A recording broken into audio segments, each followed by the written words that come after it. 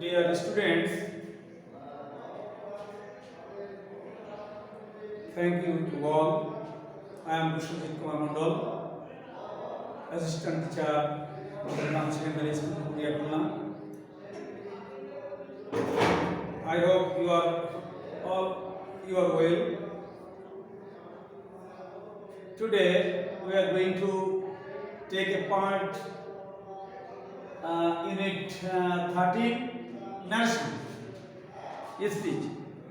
যদিও এটা আমাদের আপাতত আমরা এখানে ক্লাসে আমরা সিলেবাসে পাচ্ছি না, তারপরেও এগুলো শিখে রাখা আমাদের একান্ত প্রয়োজন, কারণ বাস্তব জীবনে এবং আগামীতে তোমাদের এগুলো লাগবে এবং রেগুলার স্কুল ক্লাসগুলোই এগুলো শিখতে হবে।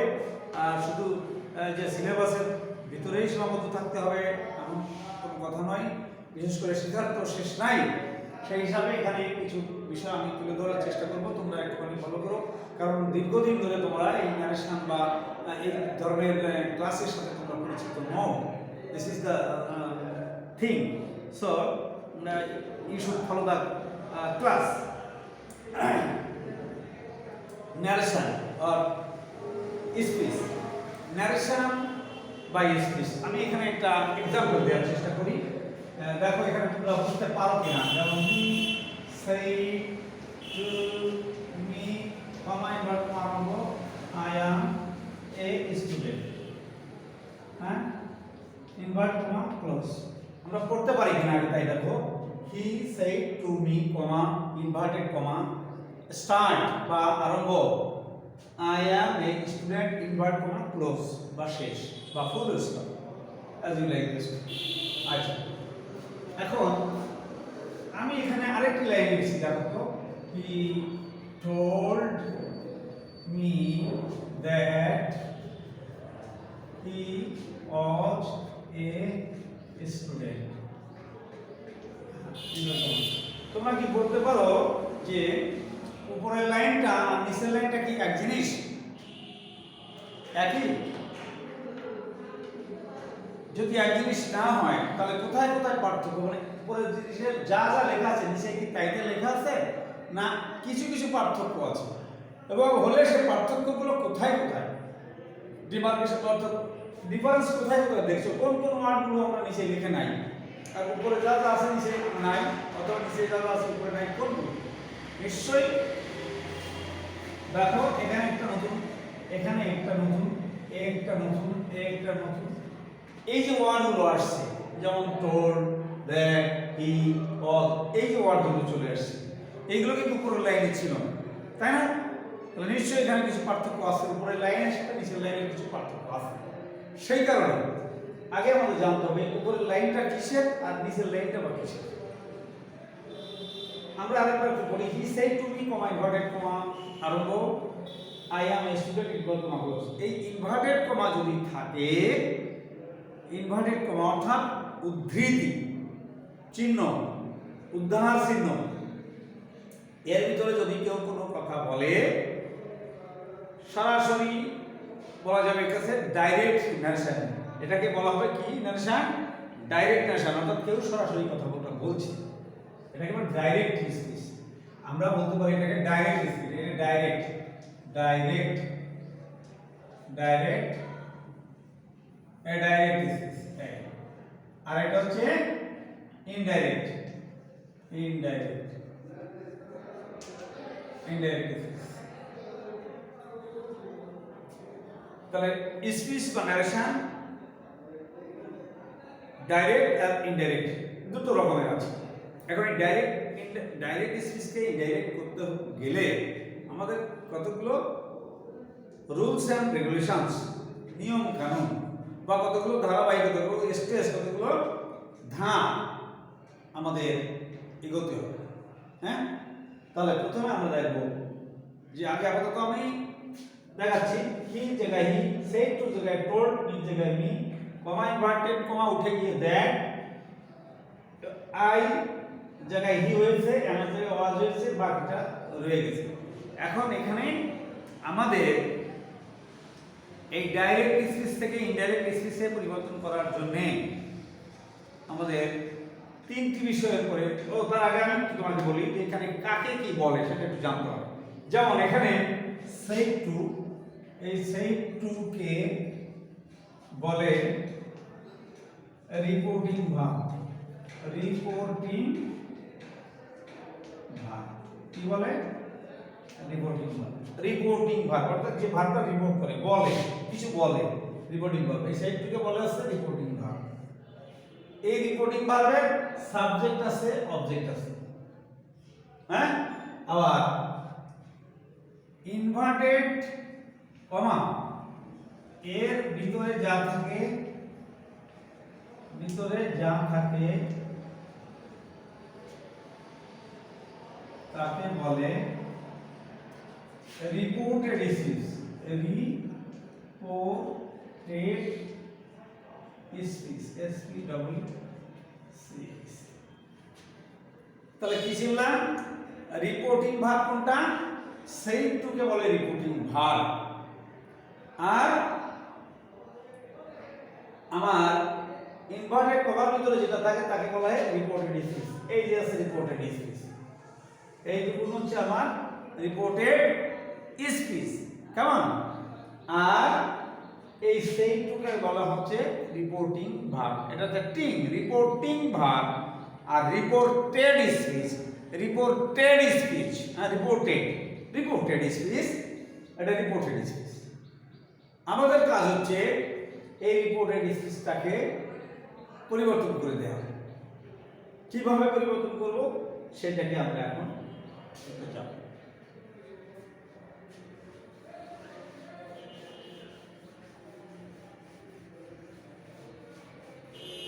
তোমাকে মনে রাখতে হবে যে রিপোর্টেড স্পিচের ভিতরে,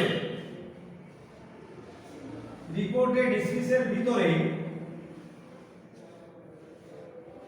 রিপোর্টেড স্পিচের ভিতরে পার্সন, ভার্ব এবং নৈকট্যবাচক ওয়ার্ড থাকবে।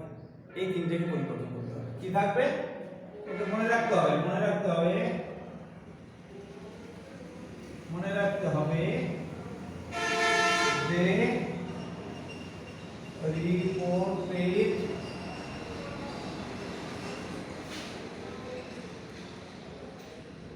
স্পিচ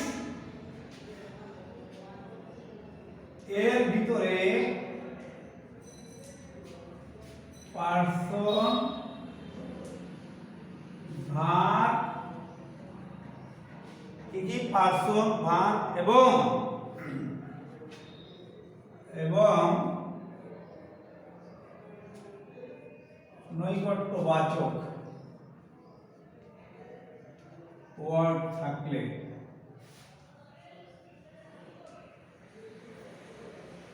পরিবর্তন করতে হবে। পরিবর্তন করতে হবে। কি কি পরিবর্তন করতে হবে? পার্সন, ভার্ব এবং নৈকট্যবাচক, যেটাকে নিয়ারার ওয়ার্ড আমরা বলি।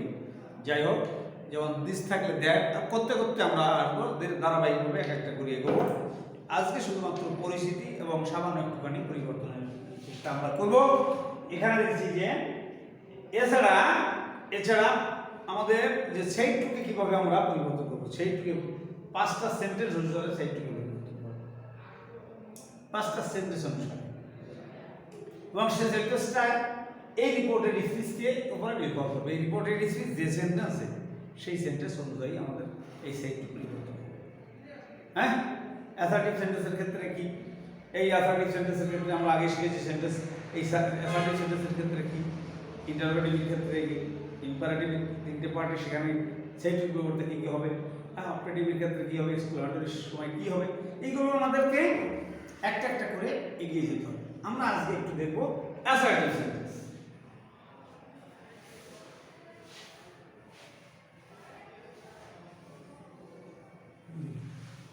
কিরকম দেখব? যেমন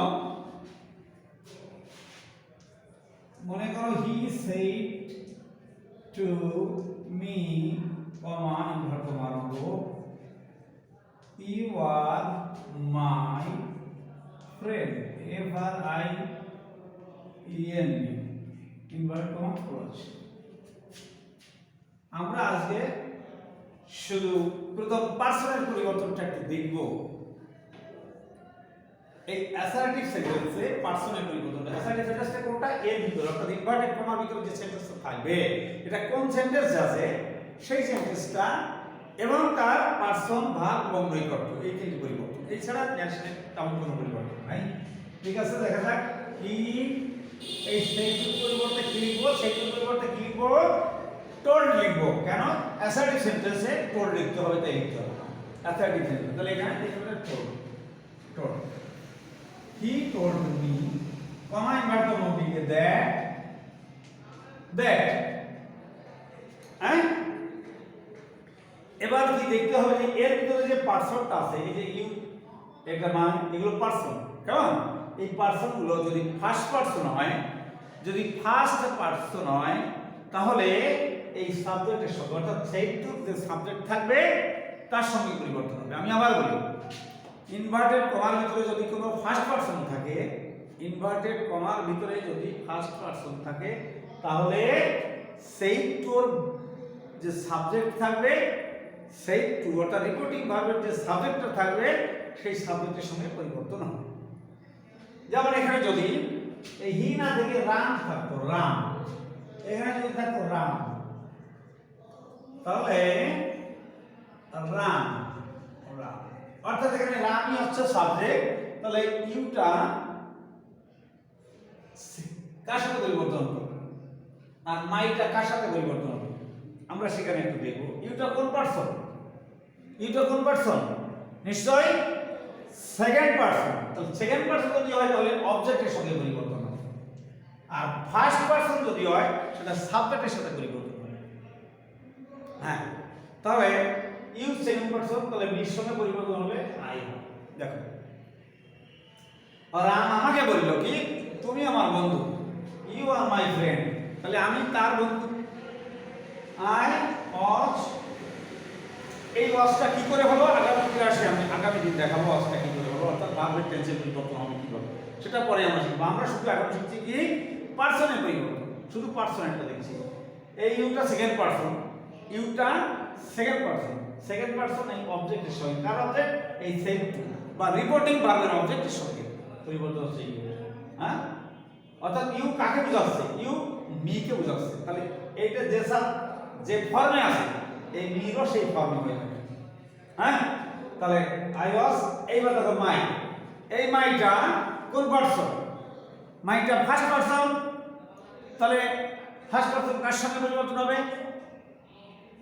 সাবজেক্টের সঙ্গে, রামের সঙ্গে। তাহলে রামের সঙ্গে যদি পরিবর্তন হয়, এই যে ফর্মে আছে অর্থাৎ এই মাই শব্দটা, মাই প্রোনাউনটা যে ফর্মে আছে এই রামেরও সেই ফর্ম হয়ে যাবে। কিরকম? এই দেখো,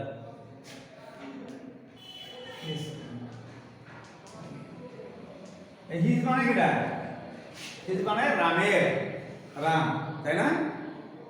এই মাইটা ফার্স্ট পার্সন বলে এই সাবজেক্টের সাথে পরিবর্তন হয়েছে, সেই কারণে এখানে হিজ হয়েছে। হিজ কেন? এই মাইটা হচ্ছে পসেসিভ ফর্ম, এই রামেরও পসেসিভ ফর্ম হচ্ছে হিজ। যেমন আরেকটা লিখি, বই থেকে লিখি, এখানে তোমাদের বইতে দেওয়া আছে, যেমন ওই আসবে মনিকা সে ইউ আর লেট। হ্যাঁ, জানি আই ওয়াজ লেট। যাই হোক, এখান থেকে অনেকগুলো লেখা আছে বইতে, অনেকগুলো লেখা আছে, তোমরা এগুলো ফলো করতে পারো, তবে ক্লাস ফলো করলে সেটা বেশি করে শিখতে পারবে। যেমন এখানে লেখা আছে মনিকা সে, একটা আছে Monica say, comma inverted comma start, comma inverted comma you are late, invert comma close. এটাকে যদি আমরা সলভ করি তাহলে কি দাঁড়াবে? ফার্স্টে মনিকার জায়গায় মনিকা লিখবো, সেইট জায়গায় সেইট লিখতে পারি, টোল্ডও লিখতে পারি। সেইট থাকলে অবশ্যই টোল্ড লিখতে হবে, আর শুধু সেইট থাকলে সেইট লিখলেও হবে, টোল্ড লিখলেও হবে। তাহলে মনিকার সেইট, কমা উঠে কি বলতে দেয়? দেখো ইউ আর লেট কাকে বলছে? মনিকা কাকে বলছে যে ইউ আর লেট? নিশ্চয়ই আমাকে বলছি, অর্থাৎ এখানে অবজেক্ট আছে, তাহলে এখানে আই অফ লেট। তার মানে অনেক সময় এখানে অবজেক্ট উজ্জ্ব থাকবে, কিন্তু তোমাকে সেখানে অবজেক্ট দিতে হবে। তাহলে তোমাকে খেয়াল রাখতে হবে যে ন্যারেশন পরিবর্তন করতে গেলে তিনটি বিষয়ের উপরে জোর নজর দিতে হবে। আবার শোনো, ন্যারেশন পরিবর্তন করতে গেলে তিনটি বিষয়ের উপরে জোর নজর দিতে হবে। একটা হচ্ছে পার্সনের পরিবর্তন, একটা ভার্বের টেন্সের পরিবর্তন, আর একটা সনিকট প্লাস ওয়ার্ডের পরিবর্তন। আমি তোমাকে এখানে সিম্বলাইজ করে দেওয়ার চেষ্টা করছি মনে রাখার জন্য শুধুমাত্র, এবং আমি পিকচারের মাধ্যমে, ছবির মাধ্যমে আমরা এটাকে ডিসক্লোজ করব, তোমরা সেটা অনুধাবন করবে। এই পার্সনের পরিবর্তন তাহলে কিভাবে হবে? ফার্স্ট পার্সন সাবজেক্টের সঙ্গে, সেকেন্ড পার্সন অবজেক্টের সঙ্গে, আর থার্ড পার্সন কার সঙ্গে পরিবর্তন হবে না। সেই কারণে তোমাকে পার্সনটা ভালো করে শিখতে হবে। আমি পার্সনের ক্লাস অনেকবার নিয়েছি, আবার নেব, এগুলো কালেক্ট করবে এবং পুরো চর্চা করবে। কেমন? আজকে এই পর্যন্ত। No more today. Thank you very much.